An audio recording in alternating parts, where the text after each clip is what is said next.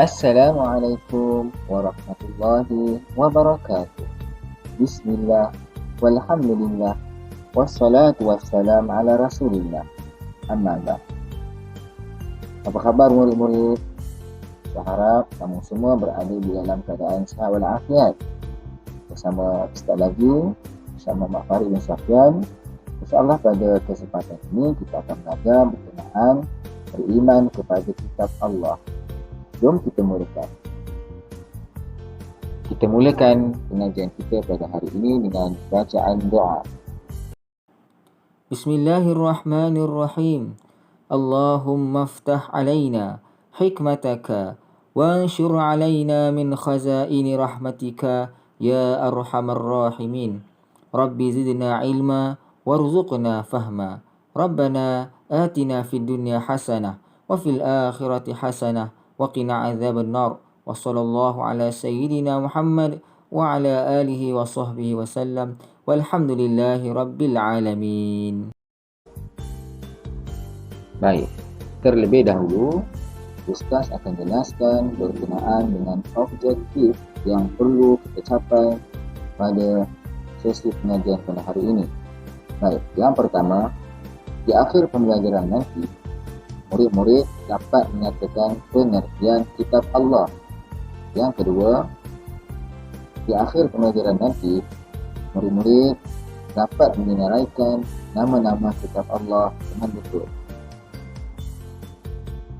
Murid-murid yang disayangi, perintah beriman kepada kitab Allah merupakan salah satu daripada rukun iman yang keenam. Perintah ini kita boleh lihat di dalam surah An-Nisa ayat 136. Baik, mari Ustaz bacakan ayat tersebut. A'udzu billahi minasy syaithanir rajim.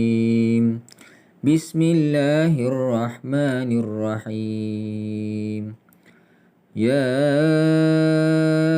ayyuhalladzina amanu aminu billahi wa rasulih wal kitabil ladzi nazzala ala rasulih wal kitabil ladzi anzala min qabl wa man yakfur billahi wa malaikatihi wa kutubihi wa rusulihi wal yawmil akhir faqad dhalla dhalalan ba'ida.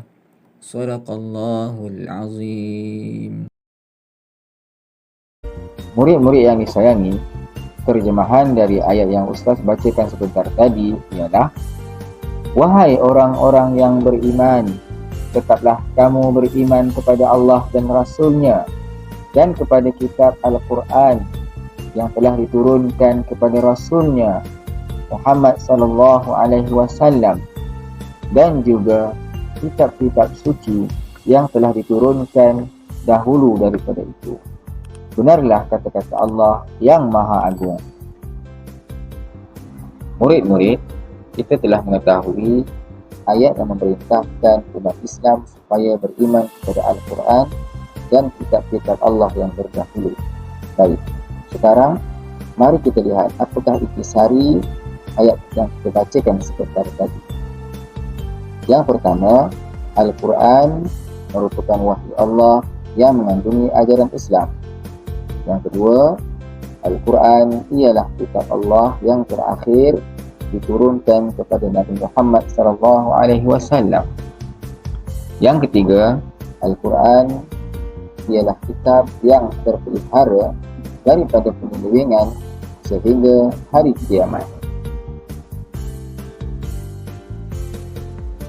Murid-murid, sebagai seorang Islam, kita wajib beriman kepada kitab-kitab Allah.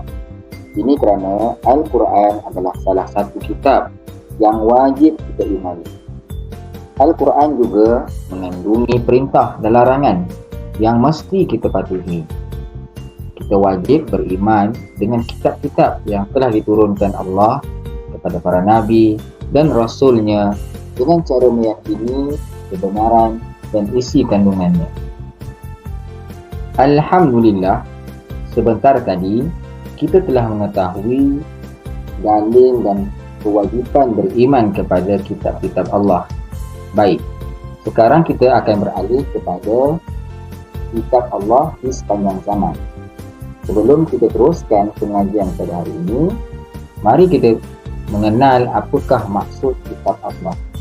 Baik, kitab Allah bermaksud kalam Allah yang diwahyukan kepada para nabi dan rasulnya. Kitab ini mengandungi syariat dan petunjuk, yang mana kitab ini mampu memimpin manusia ke jalan yang benar dan diredai Allah. Murid-murid yang disayangi, seterusnya Ustaz akan kenalkan kepada kamu nama-nama kitab yang telah diturunkan kepada Nabi-Nabi terdahulu sehinggalah kepada Nabi Muhammad SAW. Baik, yang pertama, kitab Zabur. Kitab Zabur diturunkan kepada Nabi Daud AS. Yang kedua, kitab Taurat. Kitab Taurat diturunkan kepada Nabi Musa AS. Yang ketiga, kitab Injil. Kitab Injil diturunkan kepada Nabi Isa AS. Dan kitab Allah yang terakhir ialah Al-Quran. Al-Quran diturunkan kepada Nabi Muhammad SAW. Dan Al-Quran merupakan mukjizat yang paling agung, paling hebat yang diturunkan kepada Nabi Muhammad SAW. Murid-murid yang disayangi, Alhamdulillah, Ustaz yakin dan percaya kamu semua telah mengetahui berkenaan dengan kewajipan, dalil dan nama-nama kitab yang pernah Allah turunkan kepada Nabi dan Rasul. Baik, menjadi suatu pertanyaan, apakah kesan apabila kita beriman kepada kitab Allah?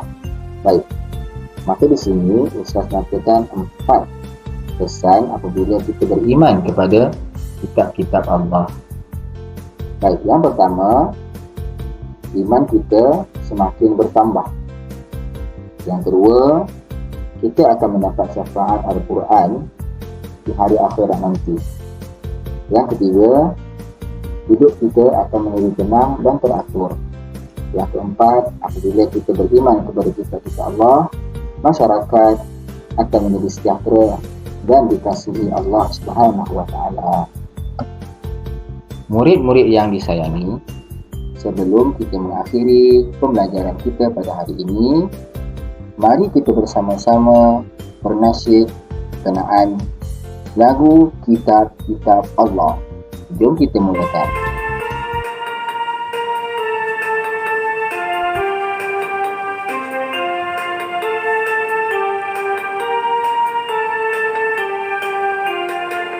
Mari kawan-kawan kenal kitab Allah, Zabur, Taurat, Injil dan juga Al-Quran. Zabur Nabi Daud, Taurat Nabi Musa, Injil Nabi Isa, Al-Quran Nabi Muhammad.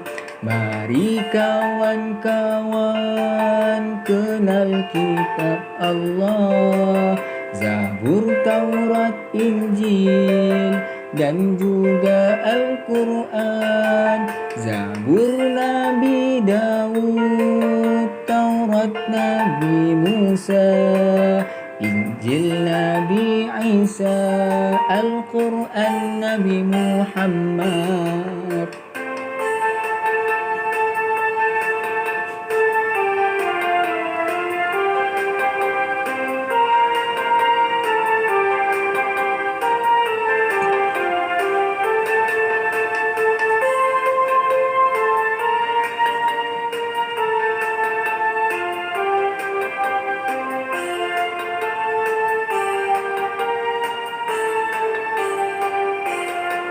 Mari kawan-kawan kenal kitab Allah, Zabur, Taurat, Injil dan juga Al-Quran.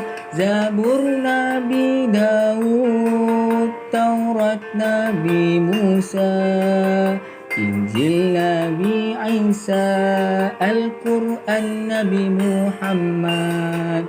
Mari kawan-kawan kenal kitab Allah, Zabur, Taurat, Injil dan juga Al-Quran.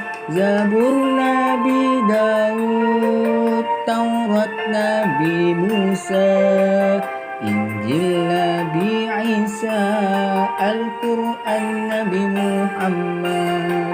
Zabur Nabi Daud, Taurat Nabi Musa, Injil Nabi Isa, Al-Quran Nabi Muhammad. Zabur Nabi Daud, Taurat Nabi Musa, Injil Nabi Isa, Al-Quran Nabi Muhammad.